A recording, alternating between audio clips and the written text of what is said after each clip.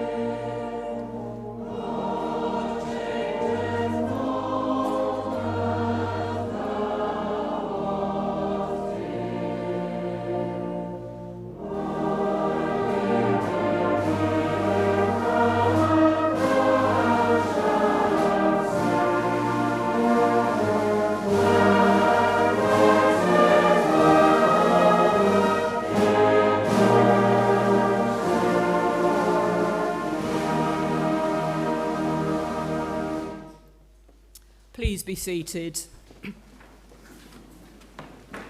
And we're going to share together in a prayer at the commencement of this service.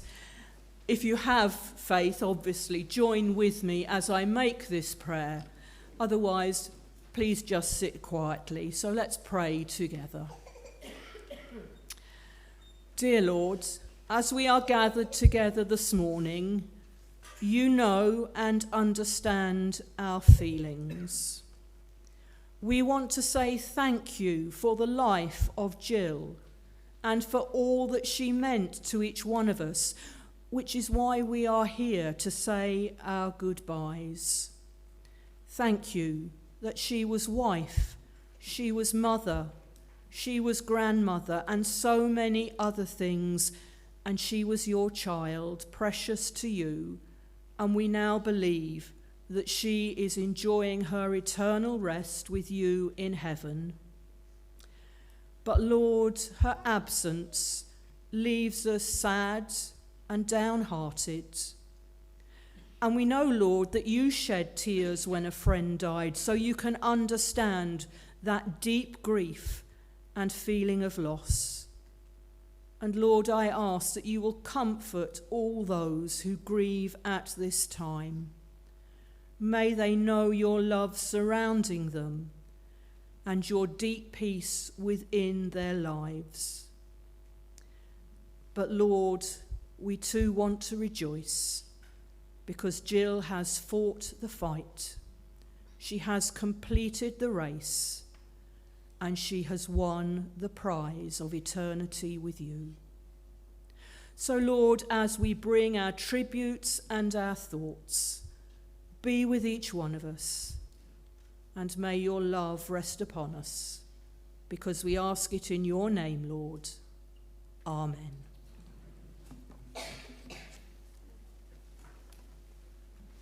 There are many tributes that could and will be made today for this lady. There are many thoughts and memories that will be stirred, and wherever you come from, whether you are family, friends, associates, you will have your own understanding and knowledge of this person and who she was to you. But you will see from your order of service that there will be a number of tributes paid here. And so Alan is going to be first and is going to come and speak to us all. And then other family tributes will be read by Seb and by Eleanor, and they're a musical tribute from the Uren family. And so we will listen to these tributes, and we will be going, yeah, I remember that.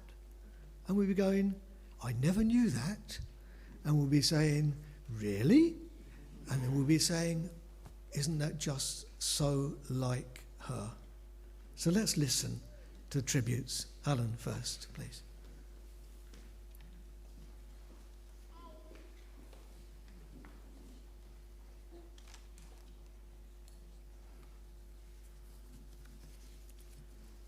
First of all, may I thank you all for coming. I know some of you come an extremely long way, and I do appreciate it. Returning home from a funeral one day, Jill commented that you sometimes got to know more details of the person's past life than you ever did when they were alive. So let me fill you in on Jill's life.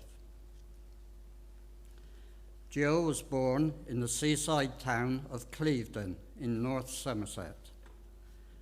She had an affinity with Clevedon throughout her life, frequently visiting old haunts.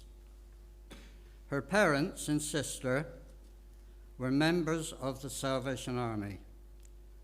Her father played in the band, and both mother and father sang in the choir.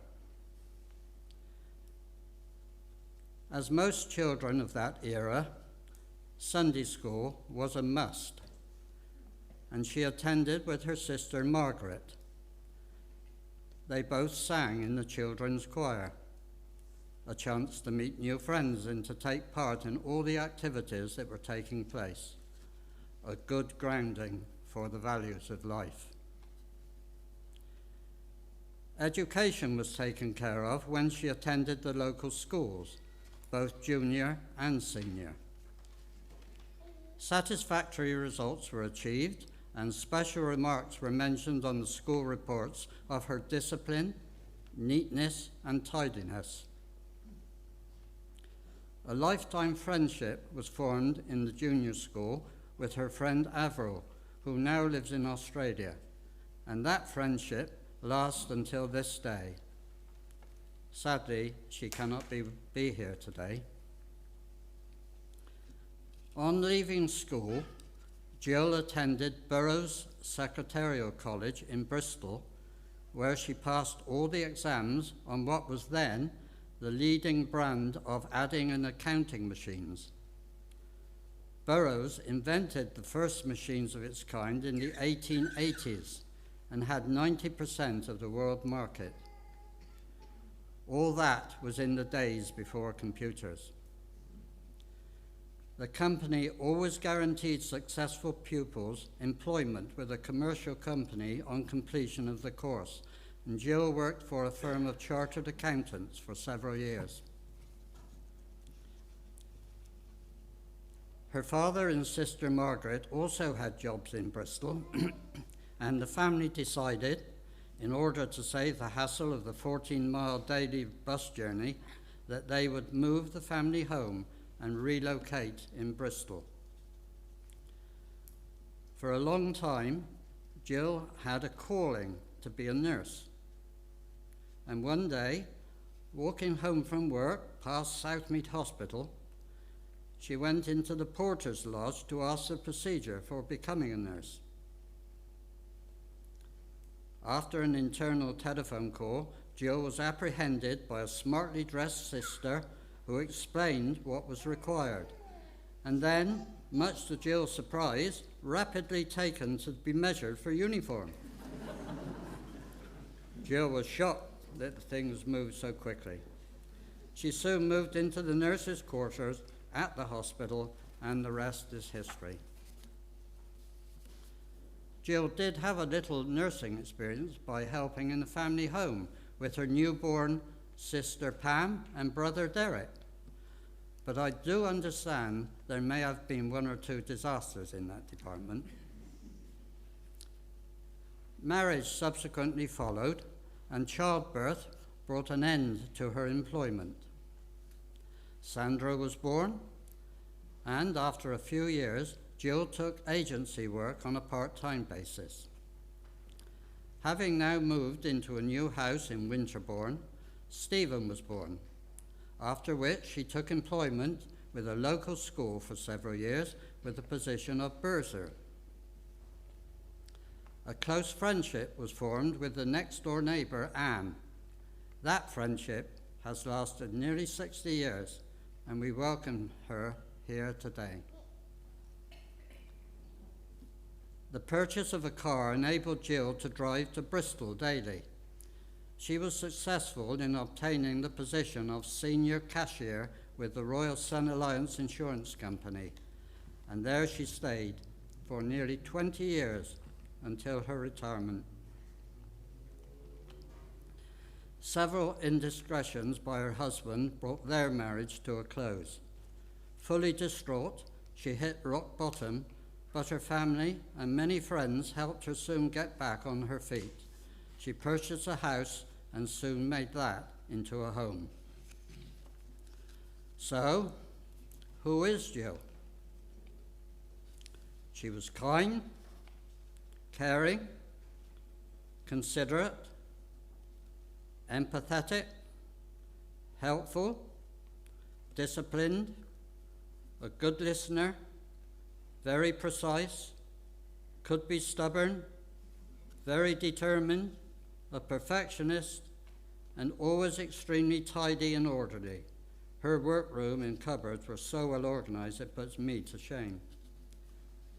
Many attributes there, but the one so many of you have mentioned recently was her kindness, and for that I would agree. Her hobbies: cross-stitching. She loved flowers and enjoyed gardening, sometimes spending all day in the garden. Photography. She attended with me Gloucester Camera Club and quickly became very interested. She was a quick learner and was rapidly promoted to the advanced section. Jill entered competitions both nationally and locally and started winning awards. Together with myself, we were asked to help at the newly formed Salvation Army Camera Club in Hereford, hopefully giving sound advice to novice members. That club has blossomed and now has over 70 members, and we welcome some of them here this afternoon. Woodworking. Jill went to night school, where she made a bedhead complete with side tables, which was a copy of the famous G-plan furniture. You could possibly say that G was for Jill. She also made 2 coffee tables, one of which is still in use today. Picture framing. Would you believe that when she retired, she went to college, full-time, for a course on picture framing? She subsequently framed over 1,000 pictures, including many for you here. They were all fully documented with details of the wood frame used, which mount board chosen, and all the sizes used and any other relevant information. Family history. Now, that was her true love. She joined various societies and gained valuable experience. Many of you I know have been helped by Jill in your family searches. She would go to the nth degree to trace someone. She was very proud to have comprehensive details of all her family going back to her great-great-grandparents in the 1700s. What an achievement. She helped so many people in their quest. Family history brought her tremendous joy. There was one big hole in her family history which frustrated Jill and the family no end. But in 2014, after much collaboration with her siblings, a large part of the missing family was found. This resulted in a large gathering at our home to meet the new family. 8 new cousins, together with their spouses, some coming from Australia. A good and interesting time was had by all. We welcome here some of the new family members. So what did she do? In the Salvation Army at Horfield, she was a Sunday school teacher. She sang in the choir and was a leader of the Brownie Pack. At Easton, she was leader of the Ladies' Fellowship Group, which met weekly, and is her position to arrange speakers. She organized the flower rota for the Sunday services. When they started a youth club, she was a helper in that youth club. She regularly visited the elderly and things like that. At the army, a visit to some caves in the Mendip Hills was arranged. Who went potholing when she was over 50? Yes, Jill, crawling on her tummy with barely 12 inches to spare. Now she has left us. I will miss her dearly. We have had so many good times together. Jill has been so poorly for over 3 years.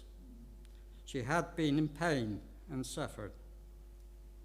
Now it is our turn to be in pain and suffer her loss. Goodbye, Jill. We will miss you, but we won't forget you. One last story. I gave Jill a present of a CD. She was too ill to even play it. And so, after her passing, I played it for the first time. It was a Catherine Jenkins album, and one song was just right for me. You are going to hear it just now. It is called Jealous of the Angels.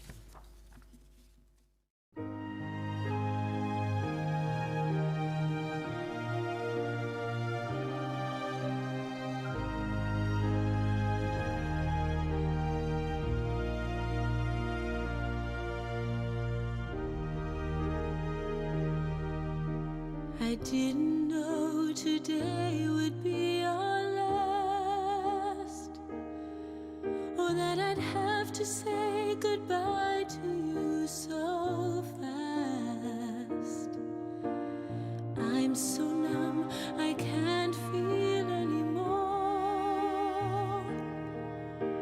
Praying you just walk back through that door and tell me that I was only dreaming.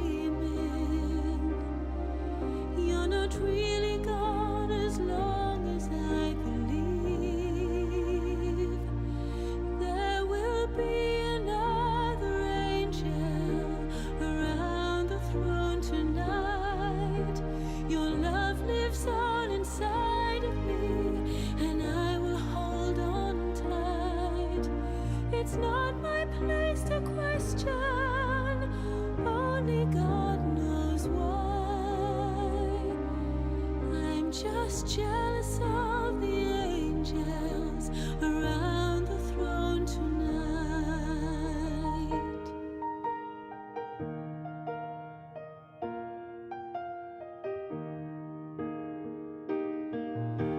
You always made my troubles feel so small, and you were always there to catch me when I'd fall. In a world where heroes come and go, well, God just took the only one I know. So I'll hold you as close as I can,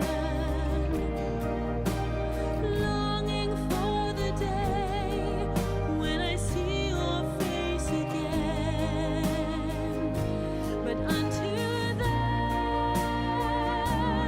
God must need another angel around the throne tonight. Your love lives on inside of me, and I will hold on tight. It's not my place to question, only God knows why. I'm just jealous of the angels around the throne tonight. Sing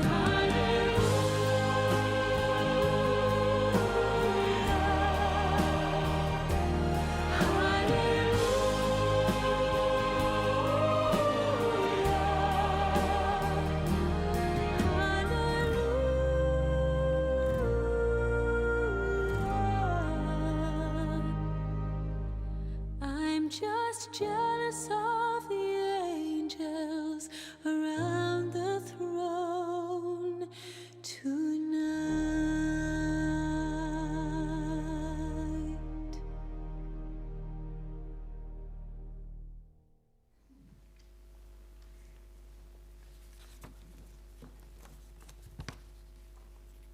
Hello. My name's Seb and I'm one of Alan's grandsons, and it is my privilege this morning to read a tribute from Sandra and Stephen. I'll begin with Sandra's tribute. A few memories of Mum. Roller coaster ride. Well, Mum, I would never have voluntarily boarded a roller coaster, and I'm sure Alan would never have entertained it either. I know for a fact that Tony and Jerry would have not dreamt of it. Laura may have, as she is the most adventurous of us all. Steve, I don't know, but I doubt it.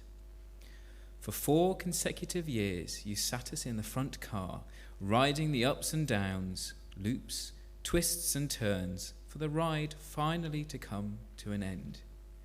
We now find ourselves standing on solid ground, feeling dizzy as though we had just stepped off a ship after a long time on the sea.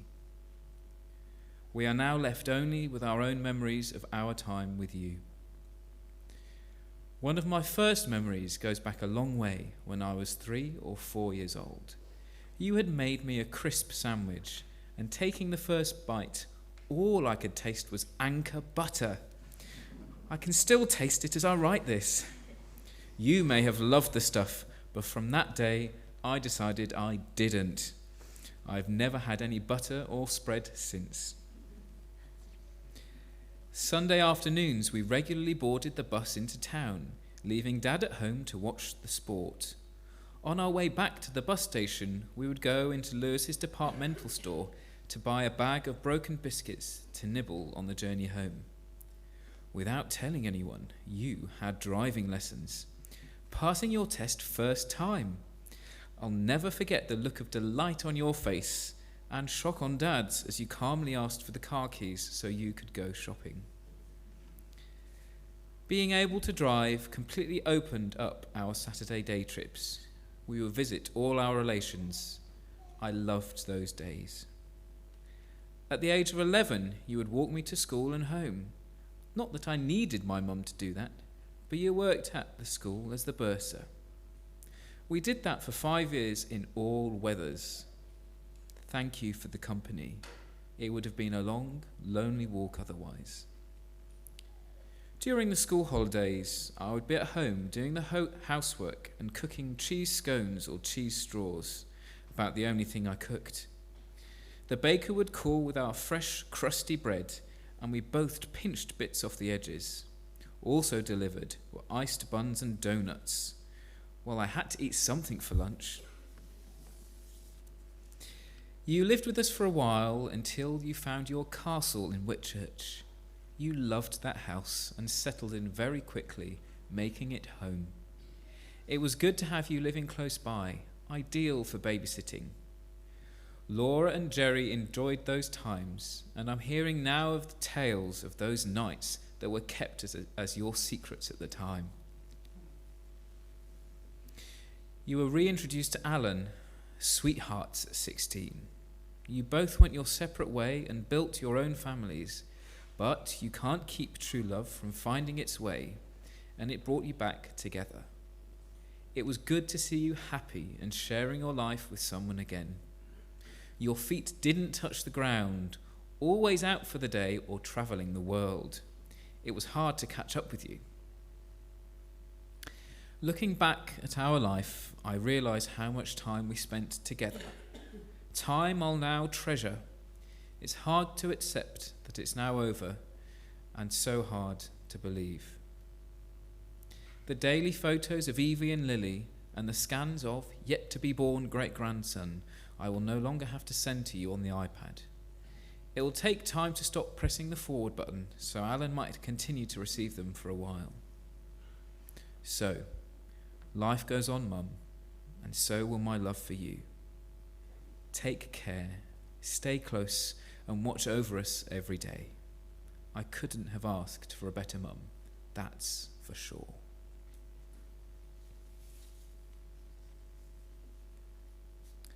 I move now to Stephen's tribute, which he has written in the form of a poem entitled Mum. Your guiding light has shone for me each and every day. Now that you're gone, I will miss you dearly in each and every way.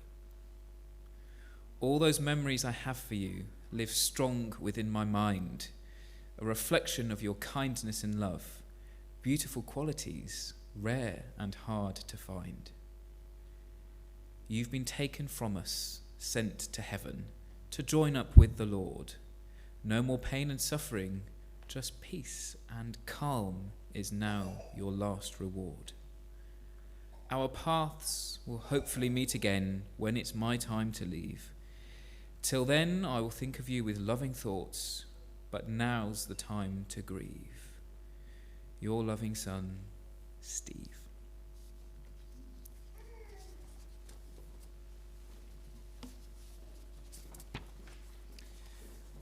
It's now time in the service for a musical tribute from the Uren family.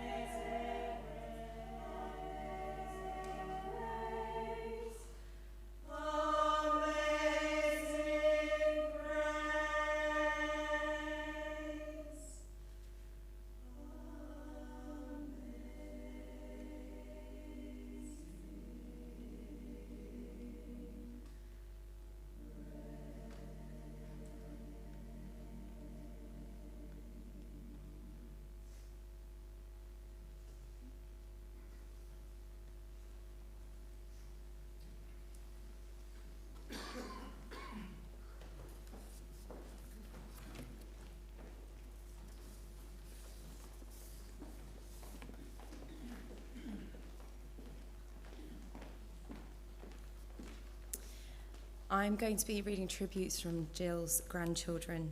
Firstly, I'm going to be starting with her granddaughter, Laura, in Australia, who really wishes she could have been here. Firstly, I apologise. I have tried to keep this short and sweet, as were our phone calls between Grandma and I. But how do you keep something short and sweet when you're talking about a remarkable woman that is my grandmother? She was one special lady, and her loss will be felt deeply by many. She had a wonderful array of friends and family who adored her.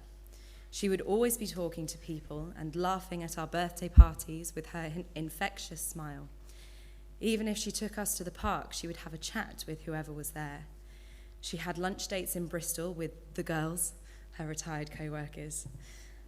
Afterwards, I would hop on the bus and meet her to spend the afternoon in town. The love of a grandma is unique. God must have given grandmothers to us to liven up our lives, to make our lives more complete, and to make us well-rounded and better human beings.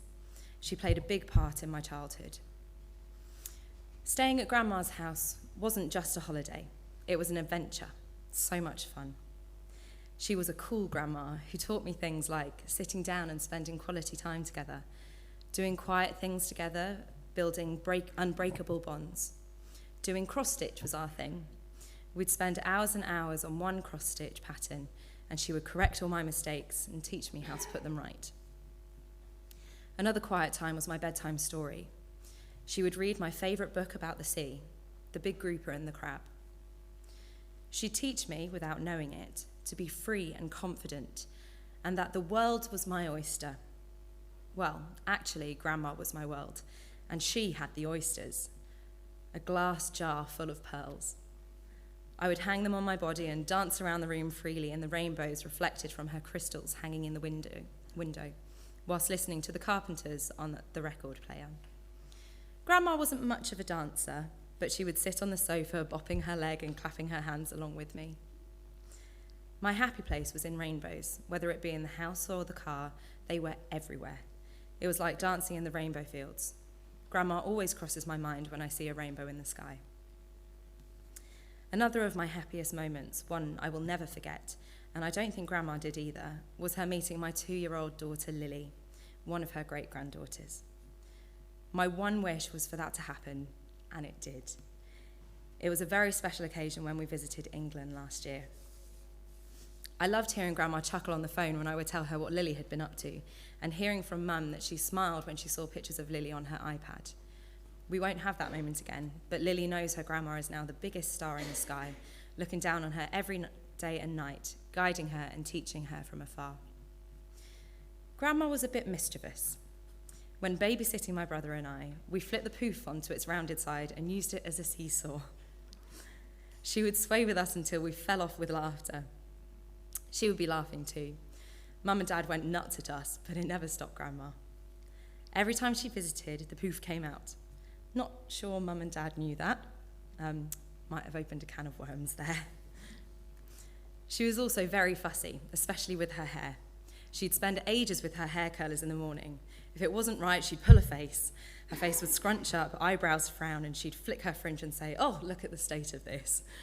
So she'd put me in the car and say, "Right, we're going to the hairdressers." When we got there, Grandma would sit in the chair and say again, "Look at the state of this." Her hairdresser would look at me with a face as if she was saying, "It looks no different to how it looked when I cut it last week." We'd have long talks in the kitchen. I'd sit on the breakfast stool and Grandma would hop onto the bench top and we'd talk for hours. She'd make me honey sandwiches for breakfast, chicken korma curry for tea, and Galia melon with a sprinkle of sugar for a snack. Such simple things make for a happy life. As I got older, I still hung out with my grandma, visiting her often, sometimes with my school friends on weekends. One day, whilst I was there, a man came to the door. A handsome young fella he was. What a man he has turned out to be. A true protector with dedication and love for my grandma like no other. Thank you, Alan, for being there from that day. I remember first seeing you until the day Grandma closed her eyes for the last time. I know you have offspring of your own, but you are as close as a granddad could be to me. As I couldn't be there to help out and visit, I'd also like to thank my mum, Tony, and Pam for constant visits to see Grandma, making sure she knew she was loved and keeping her in the loop with all of our lives and goings-on. And a thank you to the nurses for the constant care they provided. Today is the toughest day I have ever endured, not being there to be able to say my goodbyes, instead doing it from across the miles from a piece of paper. So I'm going to say instead, see you later, toodaloo for now. God bless my grandma, fly free in the rainbow fields and sweet dreams. I love you forever and will never ever forget you. I will be forever grateful and thankful that you are my grandma. Love from Laura.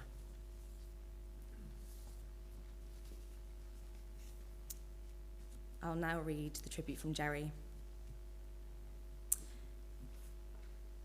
Dear Grandma, I would just like to say thank you for all the memories you've given me. The visits to Bath Park, the picnics we shared, not forgetting the Carpenters tape playing in your Nissan car as we drove along. You will forever be in my memory. Hope you stay safe and close to us and enjoy looking down on the little ones, watching them grow. All our love always, Jerry, Victoria, Evie, and baby. And lots of kisses. As you know from both of these, the Carpenters took a little bit of a starring role in their childhoods. So we are now going to listen to the Carpenters' version of Ave Maria.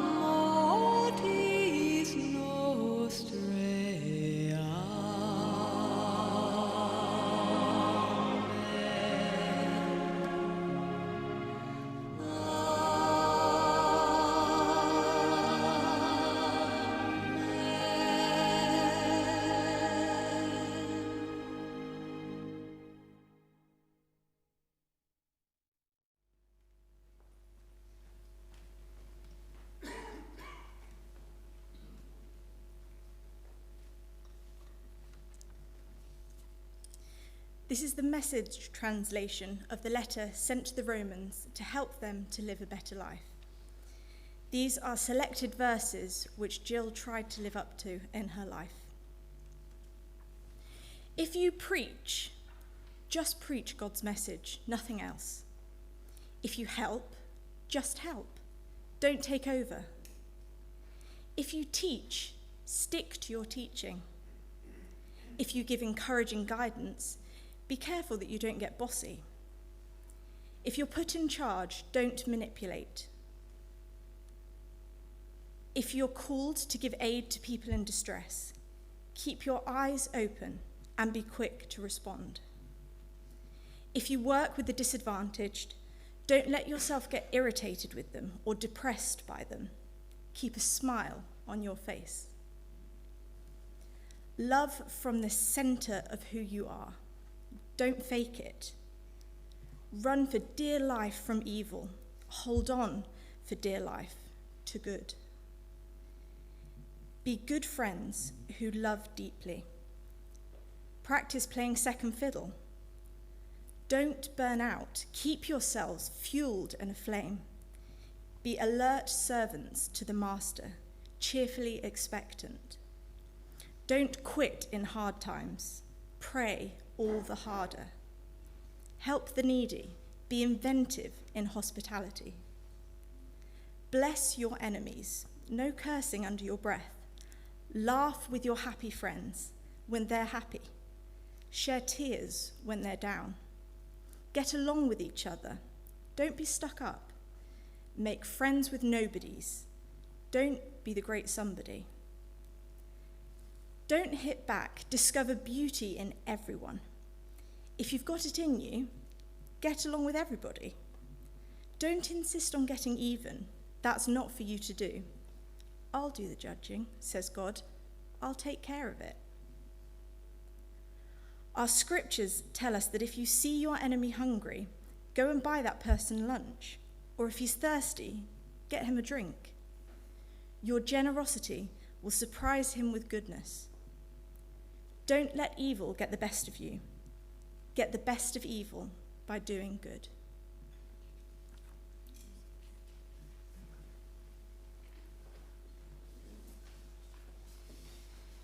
Many words, but many really good thoughts there contained that will help us come to terms with the things that we are experiencing. And I'm particularly looking at members of the family right now, particularly at your journey through grief and bereavement, your journey through loss and pain, your journey through all those things which you thought were forever and now aren't. Those things, as far as lies within you, says another translation of those words, as far as lies within you. Find what's within you and reach out for what is away from you that can help you in these moments, in these hours, in these days, weeks, months, years that lie ahead, that you can look back and say, right at that moment, on that day, then that came real for me. There's a tremendous hymn of the church which we're going to sing, and I invite you to stand and sing. O Lord my God, when I in awesome wonder consider all the worlds thy hands have made. What was you said in that tribute? Jill was the world? Was that what Laura said? Jill was the world? Well, that's one of the worlds. And God has made us some tremendous things. Let's celebrate that. Let's rise together, if you are able, and sing the 4 verses through, please.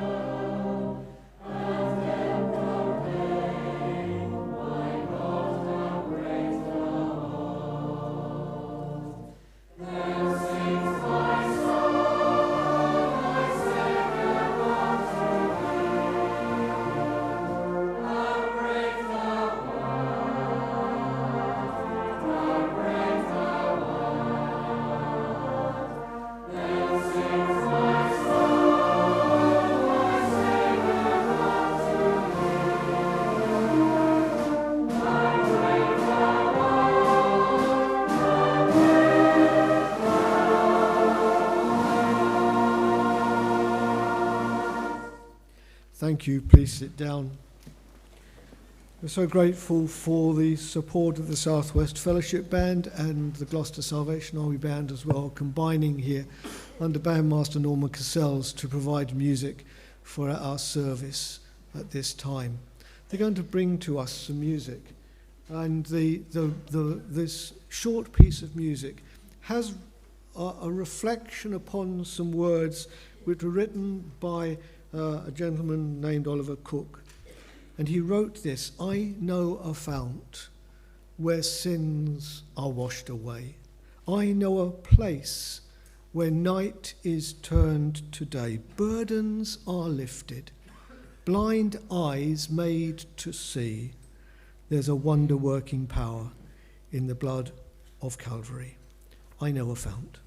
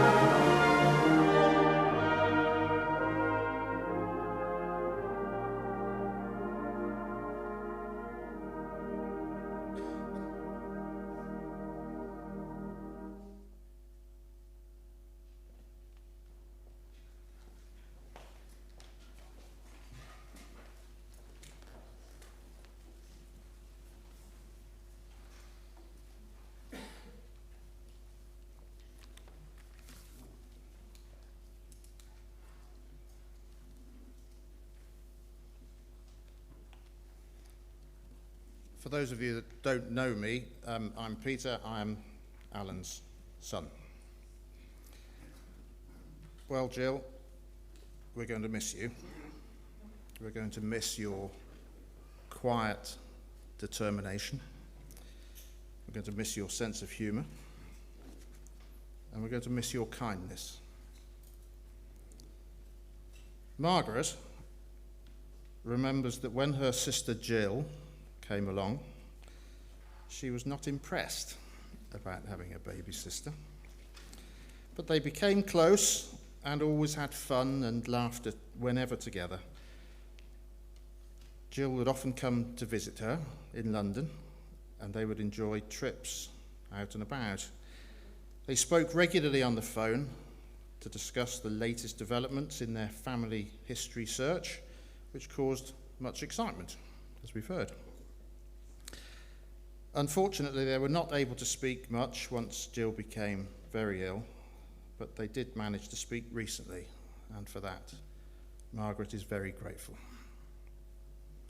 Sister Pam always remembers the special times when Jill would pick her up on a Sunday to visit Dad.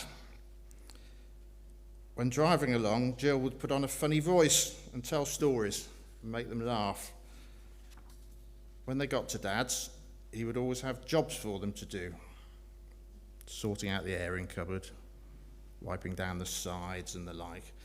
But the best job he always kept for Jill: cutting his toenails. Jill would turn her nose up, but did it anyway, causing everybody to laugh.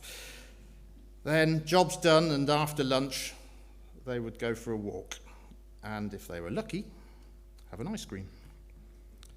Pam says they did enjoy these special times. Apart from me, obviously, our side of the family can be a little overwhelming at first for newcomers. A little loud, shall we say. Richie remembers coming to meet us all for the first time at a party at our house and being surprised at quite how much noise and forthright opinion could emanate from otherwise normal-looking people. Well, fairly normal, anyway. Having experienced the same family baptism herself, Jill knew that a few kind words would be comforting and reassured him that you will get used to them. Lindsay and Chris, although they were very young at the time, enjoyed seeing Jill and Grandpa dressed up in all sorts of silly costumes at what were clearly loud family fancy dress parties. I don't understand this next one. I think I mentioned just now I'm Alan's son. Jane, my lovely wife, recalls spending many a fun-filled hour alone with Jill, comparing the idiosyncrasies of their husbands. A year or two after Jill and Alan started seeing each other, Sheila remembers the conversation getting around to arguments. Jill said they had never argued. Sheila found that one difficult to compute. What she and the rest of us came to appreciate over the while was Jill's warm-hearted ability to deflect argument and avoid any bruising encounter. All the grandchildren, obviously, have fond memories of visiting Grandpa and Jill, especially at Christmas. I say the grandchildren, many have offspring of their own now, and more on the way. Each room creatively decorated and styled by Jill. Seb says his favourite was the Father Christmas room, followed by the Snowman room in a close second. At Christmas, as part of the decorations, Jill would attach all the Christmas cards to the wall with blue tack, and there were quite a few, I can assure you. Alan remembers, knowing how precise she was, that the young members of the family wanted to test Jill's powers of observation. So amongst these hundreds of cards, they turned 2 or 3 upside down. and then started timing to see how long it would take Jill to notice. They didn't have to wait long. Jill clearly had a knack for creative presentation and decoration. Small wonder that she excelled with her photography and picture framing. A great deal of her work is on show at my house. So much talent. Like, for example, when she was asked to judge a painting competition undertaken by 6-year-old Ellie, her big sister, and her mum, and some others, the drawings and watercolours were laid out anonymously on the table for Jill to judge. Being a wise mum, Jill did not want Ellie to be beaten, 6-year-old Ellie, to be beaten and overcome by the wealth of talent of all the older participants. So she singled out the worst painting and praised it for its use of colour and form. And she built up the tension and eventually pronounced 6-year-old Ellie the winner. Apart from it was not Ellie's painting. And the record goes a little sketchy at this point, as no one seems to remember whose painting it actually was. Steph has many fond memories of Jill telling a funny story and always grabbing her arm when she got to the good bit. Jackie, my daughter, was delighted that Jill and Grandpa came to visit her in Salamanca, in Spain, when she was living there in 2016. I'll just read what Jackie's written. We had a wonderful time together visiting the city, and I was touched by their interest in my life there. One day we thought we would stop for a drink, and Jill and Grandpa had the excellent idea of ordering hot chocolate. Instead of ordinary drinking chocolate, however, we were served what can only be described as mugs of thick, gloopy chocolate sauce. It was hilarious. We could hardly drink more than one sip at a time because it was so rich and because we were all laughing so much. It is a very special memory for me, and I always think of it when drinking hot chocolate, made properly. Even in these last few months, when Jill was very ill in hospital, she retained her spark and joy in many things.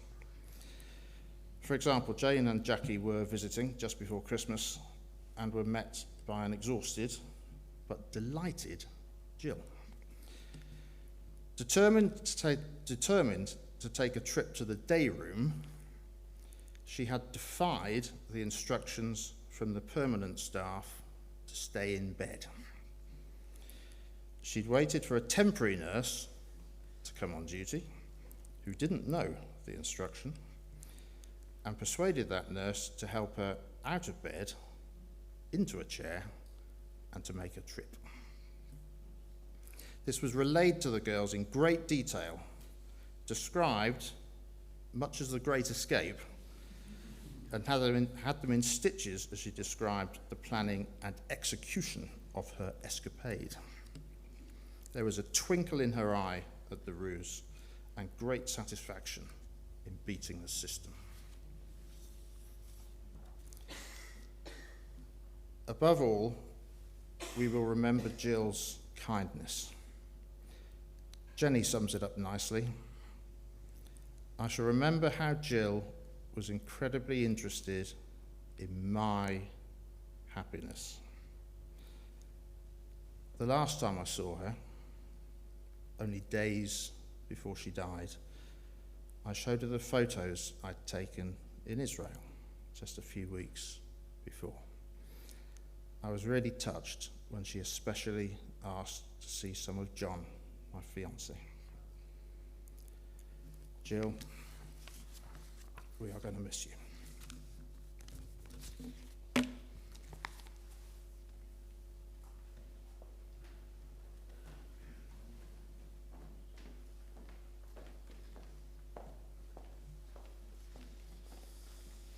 How grateful we all are, aren't we? How grateful we all are for those very precious insights into a life that we probably each knew a little of, and now we know a lot more of. Alan, did you choose the Bible reading and the translation specifically because you've heard me before? If you preach, just preach and nothing else. I will just say this then. I could go on forever, but I don't want to. I can't tell you exactly when it was that Susan and I first met Jill. Exactly. But I know in 2002, when, with the Salvation Army's appointment system, we found ourselves appointed to Bristol, to Little George Street, to the hostel there. We had to choose where it was that we were going to worship with the Salvation Army on a Sunday, and we chose Bristol Eastern. I won't go into the reasons for that. But it was there that we met Alan and Jill Uren. It was there that we met this beautifully smart, smiley, wonderful person that I know and I have in my head as Jill.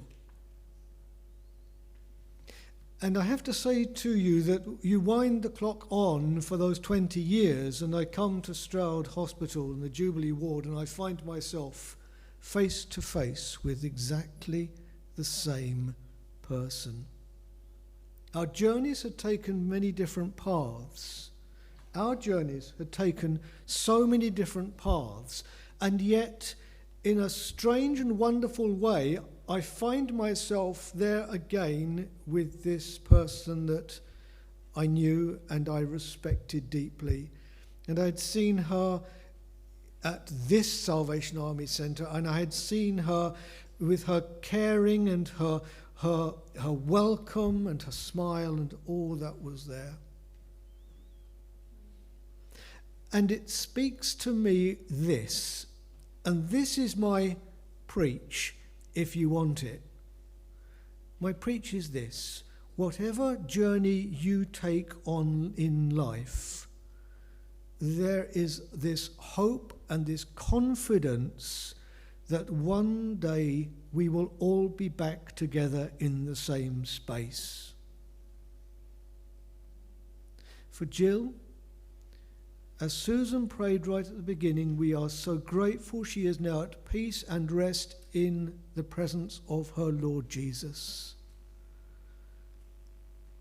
I pray that I get there too. I pray that you get there too.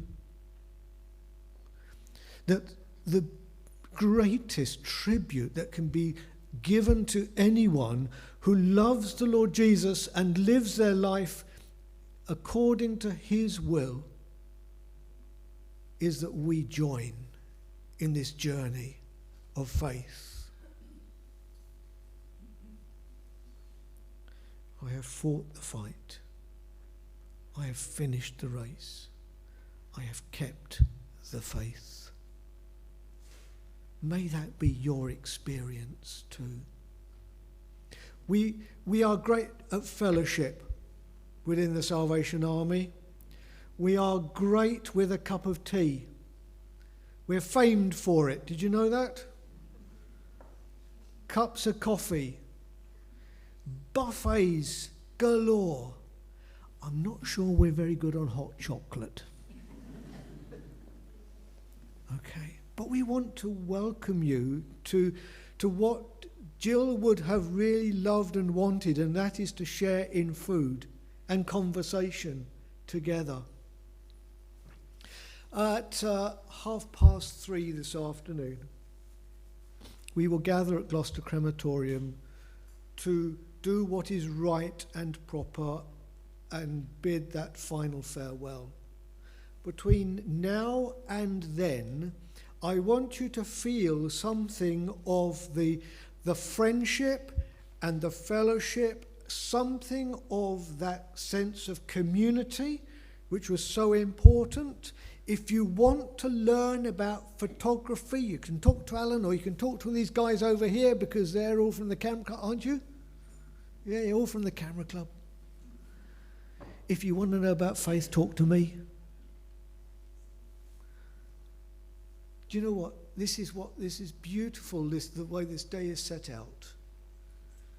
That as we now turn to our closing song, which is a Salvation Army song in its great tradition, and so that means some of you were going to have to sort of hang on to the coattails of this one. You are going to have to hang on as we sing this, because we are people of confidence.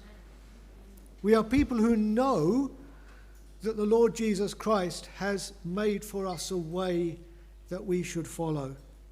And Jill knew that. We say, Jill Uren, faithful, true, a soldier, a follower, a servant, you name it, a child of God. Jill, we will miss you, but we send you gladly on your way to receive your heavenly reward. May you be blessed. And may each one of us, may each one of this family know the comfort and the strength of faith in Jesus. For we go in his name. We go in his strength. Here are the words, I'll go in the strength of the Lord in paths he has marked for my feet. I'll follow the light of his word, nor shrink from the dangers I meet. His presence my step shall attend. His fullness my want shall supply. On him, till my journey shall end, my unwavering faith shall rely. I'm going to invite you to stand. We're going to sing the 3 verses straight the way through. And as we reach the last verse, then with the flag at the head, we take Jill from this place and we send her on a journey to her final rest. Please stand. Let us sing together.